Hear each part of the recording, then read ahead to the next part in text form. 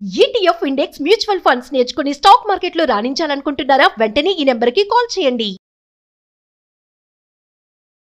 నమస్తే రమ్ గారు. నమస్తే జయ. ఏదైనా మంచి కథ చెప్తారండి? న్యాయబుద్ధి కలవాడి కథ చెప్తా. న్యాయబుద్ధి కలవాడా? న్యాయబుద్ధి కలవాళ్ళు కనిపిస్తారు కదా జయ. కనిపిస్తున్నారా రమ్ గారు ఈ రోజుల్లో? ఏమో నాకు కనపడతారు జయ. కనిపిస్తారా? నిజమే రమ్ గారు. నిజం.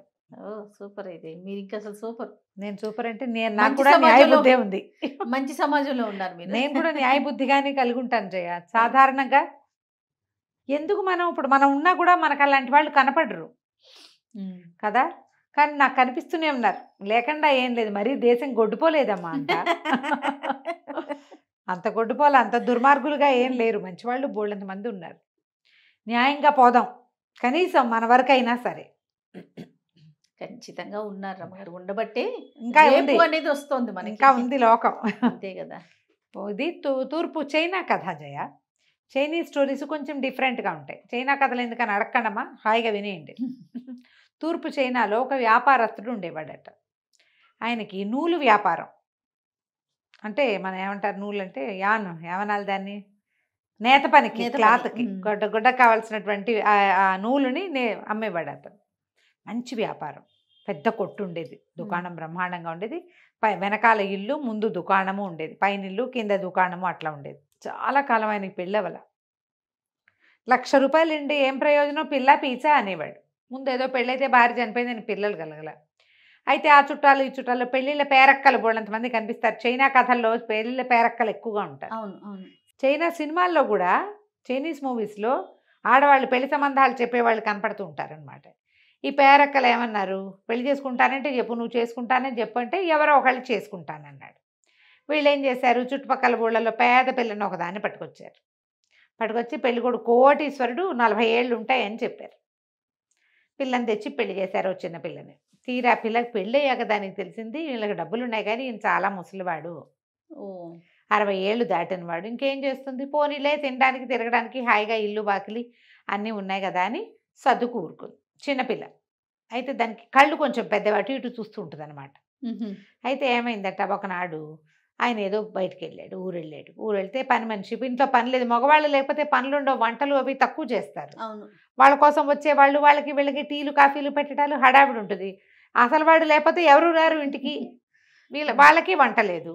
వీళ్ళిద్దరు పని మనిషి ఆవిడ తేలిగ్గా ఏదో చేస్తూ తిన్నారు.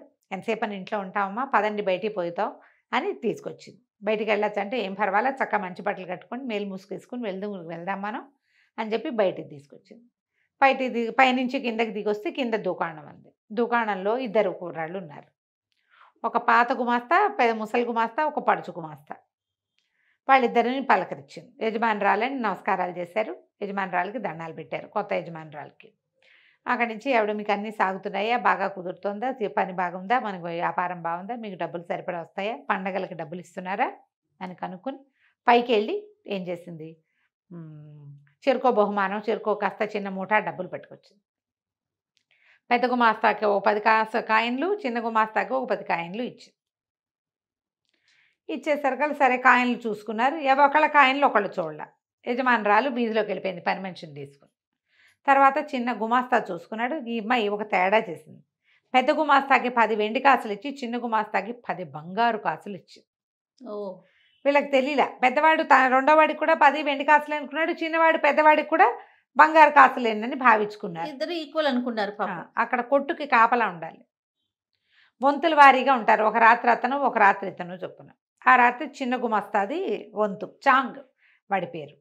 చాంగ్ రాత్రికి పడుకుంటే, అది పడుకునే టైంకి పని మనిషి వచ్చి తలుపు కొట్టేసరికి మరి ఏమిటి అంటే, పని మనిషి వచ్చి నువ్వేమిటి రెస్ట్ తీసుకుంటున్నావా, ఇంటికి వెళ్తున్నావా, అదా ఇదా అని అడిగింది. అడిగితే ఈ టైంలో ఎందుకు వచ్చావు, నీకు ఇక్కడ ఏం పని అన్నాడు. చిన్న యజమానురాలు, కొత్త యజమానురాలు నీకు ఇది ఇవ్వమంది అని చెప్పేసి ఒక మూట భుజం మీద నుంచి దించి చేతిలో పెట్టింది.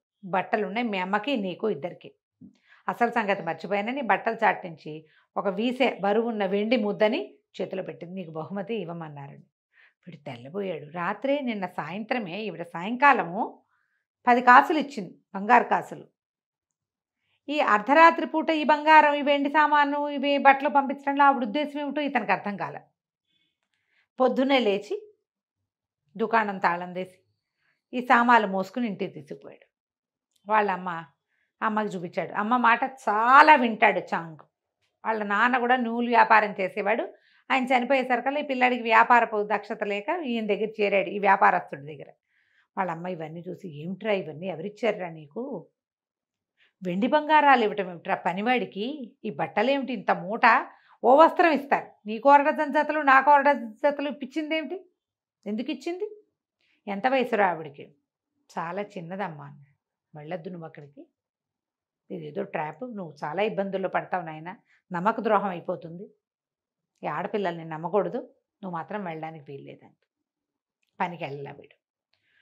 మధ్యాహ్నానికి పెద్దగా మస్తా కేకేశాడు. ఏమమ్మా ఏడి మీ పిల్లవాడంటే, మా వాడికి విపరీతంగా జలుబు చేసింది, లేచేలాగా లేడు, చాలా జ్వరంగా కూడా ఉంది, ఇప్పుడు పంపనంది. రోజు కబుర్లు వచ్చేవి, ఏదో ఒకటి చెప్పేది కానీ వెళ్ళనిచ్చేది కాదు. నువ్వు వెళ్ళొద్దు అంతే. వెళ్ళకుండా ఊరుకున్నాక క్రమంగా రోజులు గడిచినాయి. వాళ్ళు మొదట 10 రోజులు కబురు చేశారు, పని మనిషి కూడా వచ్చేది. జ్వరం అని కాళ్ళ నొప్పులని వాడిని చూస్తే నీకు అంటుకుంటుందని వీళ్ళమ్మ కుర్రాన్ని ఎవరికంటా పండించేది కాదు. వాడు ఇంట్లోనే ఉండేవాడు. ఆవిడిచ్చిన 10 రూపాయలు ఖర్చు అయిపోయినాయి, వెండి ఖర్చు అయిపోయింది. ఎన్నాళ్ళు వస్తుంది తిండి కూర్చుంటుంటే. సరే డబ్బులన్నీ అయిపోయాక ఏం చేయాలని ఆలోచించి, సరే వాళ్ళ అమ్మ అంది, నాయన నీ యజమాని సంగతి వదిలేసి నువ్వు అవేం చెయ్యొద్దు, మరి మీ నాన్న కూడా నూలు కుంకము అమ్మటం అని రాస్తారు ఆ కథలో. కుంకం అంటే బహుశా రంగు, కలర్స్. ఆ యజమాని దగ్గర పనిచేసేవాడు కదా ఒక ముసలాయన దగ్గర, అక్కడ కూడా నూలు రంగులే అమ్మేవాళ్ళు.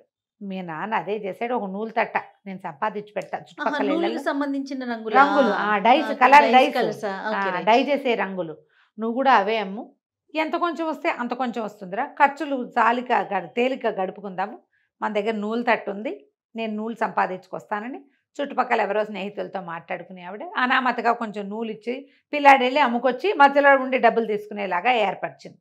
ఓ రంగులు కావడి, ఓ నూలు తట్టా పుచ్చుకుని తిరిగేవాడు. అయితే కొద్ది రోజులు పర్వాలేదు, వాళ్ళ స్థితి గడిచి వాళ్ళు పేదగా ఉండటానికి పొదుపుగా ఉండటానికి అలవాటు పడ్డవాళ్ళు. ఇల్లు మాత్రం సొంత ఇల్లు బాగుండేది. అయితే ఒకసారి ఏమైంది, దీపావళి పండుగ వచ్చింది. దీపావళి పండగలో రాజుగారి మందిరం దగ్గర పెద్ద దీపాలు పెడతారు. అయితే వాళ్ళ అమ్మంది, నువ్వురే ఆ దీపాల దగ్గరికి అక్కడికి ఇక్కడికి వెళ్ళవాక, ఒకవేళ వెళ్తే స్నేహితుడిని తోడు తీసుకెళ్ళాలి, ఒంటరిగా నువ్వు వెళ్ళకు, ఒంటరిగా రోడ్ల మీద పడి తిరగద్దు, ఎక్కడ ఏం ఇబ్బంది వస్తుందో అని. అయితే ఓ స్నేహితుడిని పుచ్చుకొని తిరగడం మొదలుపెట్టాడు. తిరుగుతుంటే రాజుగారి దగ్గర విచిత్రమైన దీపాలు పెడతారు, షాండ్లేర్లు వెలిగిస్తారు, అవన్నీ చూస్తూ ఉంటే కుర్రాడికి ఏమనిపించింది, పూర్వపు యజమాని ఉన్నాడు కదా, ఆయన కూడా ఈ దీపావళి పండగకి ఎన్ని మతాబులో కల్పించేవాడు, అది కూడా చూద్దామని మనసు పుట్టింది. ముందరేడు తను అక్కడ చూశాడు. అటు వెళ్ళేసరికల్లా ఆ ఇంటికి వెళ్తే ఆ ఇల్లు మూతబడి ఉంది, జప్తు చేయబడిందని రాసింది కాగితం, బయట ముద్ర ఇదేసి సీలేసి లక్కసీలు వేయబడింది. ఆశ్చర్యపోయాడు. అయ్యోయ్యో ఇదేమిటి ఇట్లా జరిగింది, ఇలా ఎందుకు జరిగిందో వాడికి అర్థం కాలేదు. తిరిగి వచ్చేసాడు. మర్నాడు వీడు ఈ కుర్రాడితో కలిసి తిరుగుతున్నాడు కదా, ఇద్దరు స్నేహితుడితో కలిసి, వాడు కనపడలా మామూలుగా కలుసుకునే చోట. ఈ లోపల ఎవరో వచ్చి నిన్ను పిలుస్తున్నారు, దీని దగ్గర అక్కడ ఏముంది, ఒక పూటకోళ్ళ ఇల్లు ఉంది, పూటకోళ్ళ ఇంట్లో నుంచి ఎవరో నిన్ను పిలుస్తున్నారని ఒక కుర్రాడు వచ్చి చెప్పాడు. వీడేమనుకున్నాడు, చాంగు తన స్నేహితుడు పూటకెళ్ళి ఇంట్లో ఏమన్నా తినడానికి కూర్చున్నాడేమో, లేకపోతే నన్ను ఎవరు పిలుస్తారు, విందు కోసం నన్ను కూడా పిలుస్తున్నాడు, కలిసి భోజనం చేద్దామని పిలుస్తున్నాడని ఆ పూటకోళ్ళ ఇంట్లోకి పోయాడు. ఇంట్లోకి పోతే అక్కడ వీడికి తన పాత యజమానురాలు కనపడింది. వీడు ఆశ్చర్యపోయాడు, మీరేమిటండి ఇక్కడ అన్నాడు. అనేసరికల్లా ఏం చేయను, మా ఆయన మంత్రి గారిది ఏదో మంత్రి గారి మాట చెప్పలే, మా ఆయన పూట వెండి నాణాలు తయారు చేస్తున్నట్ట, అంటే దొంగ నాణ్యాలు కొట్టిస్తున్నాడు, ముద్రణ చేయిస్తున్నట్ట, రాజభట్టలు పట్టుకుపోయారు, ఆస్తంతా జప్తు చేశారు, నా ఇంట్లో ఉండడానికి వీలవక ఏదో పూటకోళ్ళు ఇంట్లో ఉంటున్నాను, మీ ఇంట్లో కొద్ది రోజులు ఆశ్రయం ఇవ్వవా నాకు అని అడిగింది. తెల్లబోయాడు. అమ్మ బాబోయ్, ఈవిని తీసుకెళ్తే అమ్మ ఏమంటుందో, ఈవిడ బంగారం వెండి ఇచ్చిందని వాళ్ళ ఇంటికి వెళ్ళనివ్వకుండా చేసేసింది అమ్మ. కాదండి, మా ఇల్లు అంత గొప్ప ఇల్లు కాదండి, రెండోది మా అమ్మ ఒప్పుకోవాలి, మా అమ్మ ఏమంటుందో తెలీదు, మీలాంటి వాళ్ళు ఉండదగిన ఇల్లు కాదు, తర్వాత నేనేదో చిన్న బతుకు ఈడ్చేవాడిని అంటే నువ్వు ఎందుకు, నువ్వేం భయపడిపోక అని ఒక ముత్యాల హారం చూపించింది. చూడు ఎంత పెద్ద ముత్యాల హారము, నేను తెచ్చేసుకున్నాను మా ఆయన ఇంటి నుంచి, ఒక్కో ముత్యం అమ్ముతూ కాలక్షేపం చేయొచ్చు, ముత్యం చాలా ఖరీదు, ముత్యం అమ్మితే బోల్ డబ్బులు వస్తాయి, నువ్వు వ్యాపారం చేసుకోవచ్చు, నాకు గడవడానికి ఏమి ఇబ్బంది ఉండదు, నీకు నాకు కూడా గడుస్తుంది, మీ ఇంట్లో నేను ఉచితంగా ఉండను, తెలిసిన వాళ్ళు ఒక్కళ్ళు కూడా లేకుండా నేను ఇక్కడ పడున్నాను, మా పుట్టింట్లో అదేదో ఊరు, అక్కడికి నేను వెళ్ళలేను, ఇప్పుడు మా వాళ్ళు రానివ్వరు, పెళ్ళిళ్ళు అయిపోయిన పిల్లల్ని రానివ్వరు, పైగా మా ఆయన జైల్లో ఉండగా నేను ఎట్టా వెళ్తాను, పరువు తక్కువగాను, బాబు ఒప్పుకోవా ఉండండి మా అమ్మని అడుగుతానంటే పదా నేను కూడా నీ వెనకాల వస్తానని ఈ చాంగుతో కలిసి యజమానురాలు చాంగు వాళ్ళ ఇంటికి వెళ్ళింది. ఆవిడ బాకెట్లో నుంచోబెట్టాడు. మా అమ్మని అడిగొస్తానండి అని లోపలికి వెళ్ళాడు. అమ్మ మా యజమాని అరెస్ట్ అయ్యాడే, పాపం ఇల్లు జప్తు చేశారు అంటే, అయ్యో నాయన ఆయనకి ఎంత కష్టం వచ్చిందిరా, 4 ఏళ్ళు నేను ఉద్యోగంలో పెట్టుకుని చక్కగా చూసుకున్నాడు, పండక్కి పబ్బానికి పిండి వంటలు అన్నీ చేయించి ఇచ్చేవాడు, బంగారు తండ్రి అంటే వాళ్ళ ఆవిడకి ఎంతో కష్టం వచ్చిందమ్మా, ఫలానా చోట కనపడింది, ఆవిడ మా ఇంట్లో ఉంటానని అడుగుతోందమ్మా అనేసరికి, అయ్యో పాపం చిన్న వయసు అమ్మాయికి ఎంత కష్టం వచ్చిందిరా, ఎక్కడుంది అంటే వాకిట్లో నుంచుందమ్మా, లోపల తీసుకురా అని. కష్టం వచ్చిందని జాలిపడ్డారు. లోపల పిలిస్తే ఆవిడేమో దండం పెట్టింది వచ్చి, అమ్మ మీ వంటి వాళ్ళు ఉండదగిన ఇల్లు కాదు, కాస్త మీ బంధువర్గం ఎవరైనా దొరికేదాకా మా ఇంట్లో ఉండండి, ఏదో కాలో గంజో మాతో పాటు తాగుదురుగానమ్మా ఉండండి అని ఉంచుకున్నారు. ఈవిడేం చేసింది, ఆ గొలుసు తెగొట్టి 2 ముత్యాలు కుర్రాడి చేతిలో పెట్టింది. హాయిగా వాళ్ళతో పాటు ఉండేది. ముసలాడు చక్కగా వంట చేస్తుంది. అప్పుడప్పుడు ఈ కుర్రాడితో స్నేహం చేయడానికి ప్రయత్నం చేసేది యజమానురాలు.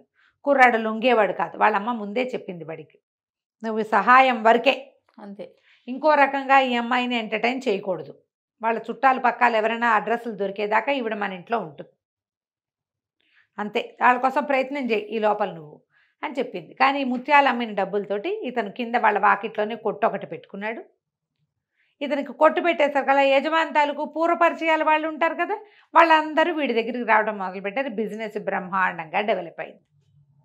ఒక్కోటి మరి ముత్యాలు అమ్ముకుంటున్నాడు, అమ్మాడు, కొన్ని ముత్యాలు ఇచ్చింది, 1-2 చొప్పున షాపు బాగా డెవలప్ అయింది. వీడి బిజినెస్ అనుకుంది. ఈ యజమానురాల నుంచి భలే తప్పించుకోవాల్సి వచ్చేది అబ్బాయి.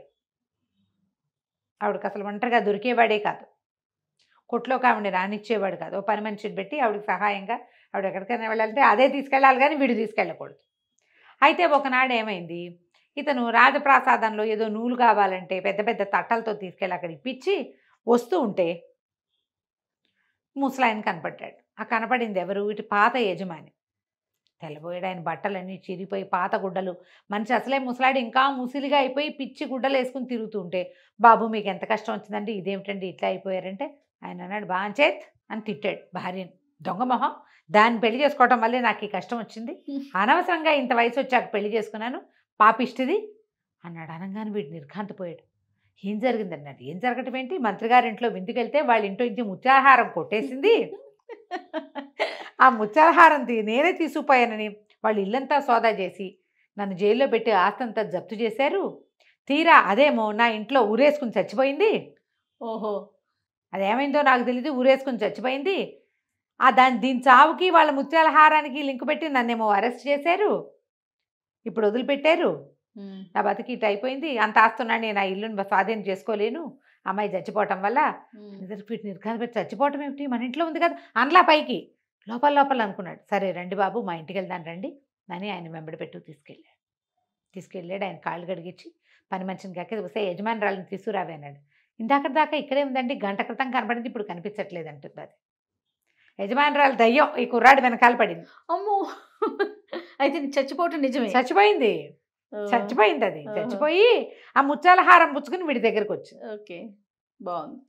అక్కడి నుంచి వీడు తెల్లపోయాడు. అమ్మ ఏమిటి అని వాళ్ళ అమ్మని చూస్తే, వాళ్ళ అమ్మ ఉండు ఆయన ఎవరినో పిలుస్తానని ఎవరినో పిలిచి ధూపం వేస్తే ఇక్కడ ఒక ఆత్మ తిరిగి వెళ్ళిందని చెప్పాడు వాడు. ఇతను ఏమనుకున్నాడు, ఇక యజమాని తన ఇంట్లోనే అట్ట పెట్టుకుని తను అమ్మేసిన ముత్యాలు ఉన్నాయి కదా, ఆల్రెడీ ముత్యాలు అమ్మాడు, వీడు సంపాదించుకుంటున్నాడు కదా, ఆ ముత్యాలని మళ్ళీ కొని ఈ ముత్యాలహారం తనకు దొరికిందని పుచ్చుకోమని ఆయన చేతిలో పెట్టాడు. ఈ ముత్యాలహారం మంత్రి గారింట్లో అపచెప్పంగానే వ్యాపారస్తుడు తాలూకు ఇంటికి ఉన్న సీల్ తీసేశారు. ఓకే, ఆయన దారిని ఆయన, చాంగు నువ్వు పెళ్లి చేసుకోరా, నీ పిల్లల్ని చూస్తూ నేను కాలక్షేపం చేస్తాను, నువ్వు నేను కలిసి వ్యాపారం చేసుకుందామని ఆ కొట్టు ఈ కొట్టు 2 కలిపి పెద్ద కొట్టు ఏర్పాటు చేసి, తర్వాత కాలంలో న్యాయబుద్ధి కలిగిన ఈ చాంగుకి ఆ యజమాని ఆస్తంతా దక్కలపడింది. తర్వాత కాలం బాగుంది. వీడు అమ్మాయికి లొంగిన, ఆ ముత్యాలకు ఆశపడిన, ఉండేది కాదు. వీడికి జరిగేదే కాదు. అమ్మాయికి అది ఎవరితో ఆత్మకి దొరికేసేవాడు. అంతే. అదేం చేసేదో వేయండి. బాగుందండి. అత్యాస పడకుండా ఉంటే జీవితం బాగుంటుంది. అది అది నీతి. నమస్కారం. నమస్తే.